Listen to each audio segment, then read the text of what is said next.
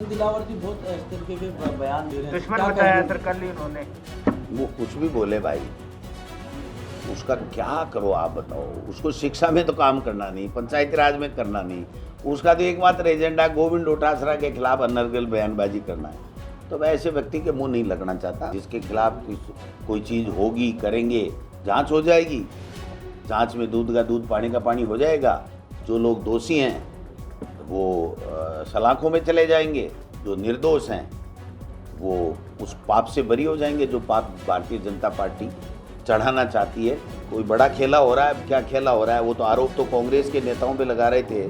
तो मैं तो उनसे आग्रह करूंगा कि अगर किसी ने भी, चाहे वो कांग्रेस का हो चाहे कोई भी हो, कोई गड़बड़ी की है तो उस गड़बड़ी को उजागर करें। 7 विधानसभा क्षेत्रों में उपचुनाव है और संगठन पूरी तरीके से सक्रिय है। सब लोगों की ड्यूटी लगा दी है, सब लोग काम कर रहे हैं और मैं समझता हूं कि लोगों ने मन बना लिया है कि जिस आस और उम्मीद के साथ में भारतीय जनता पार्टी की सरकार बनाई थी वो पूरी तरीके से 10 महीने में फेल हुई है। हर मुद्दे के ऊपर यू टर्न लिया गया है या वादा खिलाफी की गई है, अनर्गल बयानबाजी। मैं इतना ही कहना चाहूँगा कि एक भी वर्ग खुश नहीं है इस भारतीय जनता पार्टी की पर्ची सरकार से। आज न मंत्री की चल रही है, न मुख्यमंत्री की चल रही है, न विधायकों की चल रही है। पूरी तरीके से ब्यूरोक्रेसी हावी है और आम जनता पिस रही है। कोई सुनने वाला नहीं है। आप देखिए कहीं भी जन सुनवाई नाम की कोई चीज़ नहीं है। किसी मंत्री के एक व्यक्ति जा नहीं रहा है क्योंकि वहाँ जाने से काम भी नहीं हो रहा है। वो मंत्री खुद कहता है मेरा काम नहीं हो रहा। तो फिर ऐसे में चाहे वो शिक्षा विभाग हो, चाहे वो चिकित्सा विभाग हो, चाहे कोई दूसरे विभाग हों, किसी में कोई स्वीकृतियाँ नहीं हैं। बेरोजगार निराश हैं, परेशान हैं, सड़कें टूटी पड़ी हैं, बीमार का इलाज नहीं हो रहा है। हॉस्पिटलों में RGHS हो चाहे मुख्यमंत्री चिरंजीवी योजना हो, उसमें कोई इलाज नहीं हो रहा है। प्राइवेट वाले मना कर रहे हैं कि हमें सरकार पैसे नहीं दे रही है। सरकारी कर्मचारियों को RGHS में 9 महीने से भुगतान नहीं हो रहा है। बेरोजगारों को बेरोजगार भत्ता नहीं है।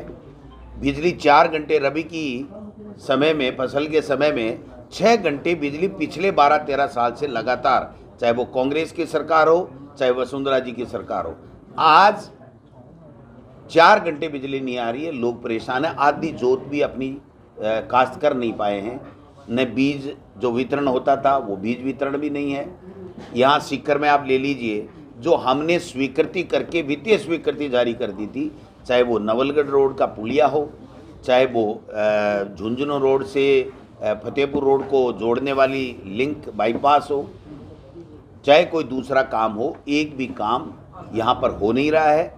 जो बजट घोषणाएं हमारी सरकार के समय की गई थी, ज़मीनें आवंटित हो गई हैं। यहाँ पर वेटरनरी जो यूनिवर्सिटी की हो गई, नहीं है, कुछ भी नहीं है। आप देखिए लक्ष्मणगढ़ में फूड पार्क की ज़मीन आवंटित हमने कर दी थी, आज उसका 1 पैसे का कोई लेना देना नहीं। वो ज़मीन आवंटित हो गई। उसके बाद में यहाँ पर जो सीकर का मास्टर प्लान है, जिस दिन आचार संहिता लगी थी उस दिन अखबार में रात को वो अधिसूचना प्रकाशित होनी थी, आपत्तियां मांगनी थी 1 महीने के लिए। आज 10 महीने हो गए, उसके बावजूद भी न कोई अधिसूचना है, उसका अता पता नहीं है वो फाइल है कहाँ। माननीय मंत्री खर्रा साहब ने विधानसभा में मेरे क्वेश्चन के जवाब में कहा था कि हम 1 महीने के अंदर जो आपत्तियां आई हुई हैं हमारे पास में उसका विधिक परीक्षण करा लेंगे और दिसंबर पहले हम इस मास्टर प्लान को लागू कर देंगे। आज मास्टर प्लान का कहीं कोई अता पता नहीं है कि कब लागू होगा, कब अधिसूचना होगी, कब आपत्तियां मांगी जाएगी, कब इसको फाइनलाइज किया जाएगा। तो ऐसे में शहर का विकास भी अवरुद्ध है, बिजली मिल नहीं रही है, शिक्षा के क्षेत्र में कोई टीचरों की भर्ती नहीं है, कोई DPC नहीं है, कोई काम नहीं हो रहा है। तो इसलिए सब लोगों ने मन बना लिया है कि इस भारतीय जनता पार्टी को एक झटका देना है। यहाँ पर 7 सीटों में भारतीय जनता पार्टी का एक भी कैंडिडेट जीतने नहीं जा रहा है, ऐसा लोगों ने मन बनाया है। तो मैं समझता हूँ कि दीपावली के शुभ अवसर पर आप सब लोगों को बहुत बहुत बधाई, शुभकामनाएं। प्रदेश के लोगों को आपके माध्यम से बहुत बहुत बधाई और शुभकामनाएं। सरकार को हम चेताना चाहते हैं, विपक्ष में हैं इसलिए हमारा धर्म बनता है कि आप काम कीजिए, और यूं ही हम चेताने का बयान देते हैं या ट्वीट करते हैं या सोशल मीडिया के माध्यम से लिखते हैं तो सारे मिलकर के गालियां निकालना चालू कर देते हैं। तो ये तो भारतीय जनता पार्टी की फितरत में है ये सब चीज़ें। लेकिन हम ये कहना चाहते हैं कि हम जनता की आवाज़ बन करके जनता के मुद्दों को उठाने का काम कर रहे हैं। हमारा कोई व्यक्तिगत एजेंडा तो है नहीं। तो हम तो ये कहते हैं कि भाई अच्छे काम कीजिए, अच्छी शिक्षा की व्यवस्था बने, चिकित्सा में लोगों को लाभ मिले, सड़कें बने, टूटी हुई सड़कें जो बरसात में खराब होगी वो सड़कें बने, शहरों का विकास हो, गाँव का विकास हो।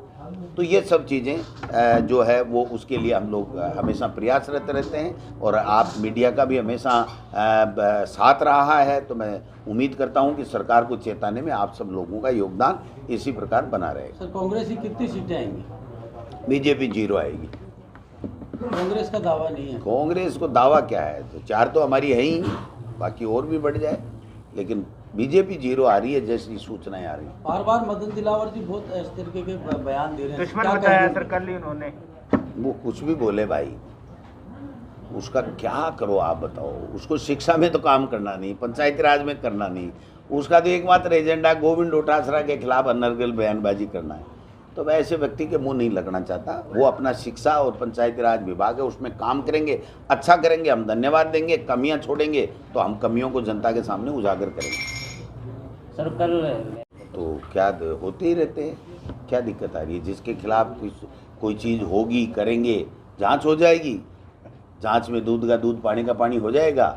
जो लोग दोषी हैं वो सलाखों में चले जाएंगे, जो निर्दोष हैं वो उस पाप से बरी हो जाएंगे जो पाप भारतीय जनता पार्टी चढ़ाना चाहती है अनर्गल बयानबाजी करके और परेशान करके। मास्टर प्लान में देरी का क्या कारण मानते हैं? अब माननीय मंत्री महोदय बता सकते हैं। मेरे तो समझ के बाहर की बात है कि कोई बड़ा खेला हो रहा है। क्या खेला हो रहा है, वो तो आरोप तो कांग्रेस के नेताओं पे लगा रहे थे। तो मैं तो उनसे आग्रह करूंगा कि अगर किसी ने भी, चाहे वो कांग्रेस का हो चाहे कोई भी हो, कोई गड़बड़ी की है तो उस गड़बड़ी को उजागर करें और शहर हित में वो जल्दी से जल्दी इस मास्टर प्लान को लागू करवाने में अपनी सकारात्मक भूमिका जो है वो निभाएं। और मैं तो ये भी कहूँगा कि यूडीएच मंत्री पहली बार हमें सीकर ज़िले को, जो अभी तो वो चले गए नीमका थाना में, लेकिन सीकर संभाग और सीकर ज़िले में रहे हैं और हमारे साथ प्रधान भी रहे हैं। तो मैं तो व्यक्तिगत रूप से भी आग्रह कर चुका, आपके माध्यम से भी कहना चाहूँगा कि सीकर को ऐसी सौगात दीजिए जो लोग वर्षों तक याद करें कि एक शासन आया था जिसमें खर्रा साहब यूडीएच मंत्री थे।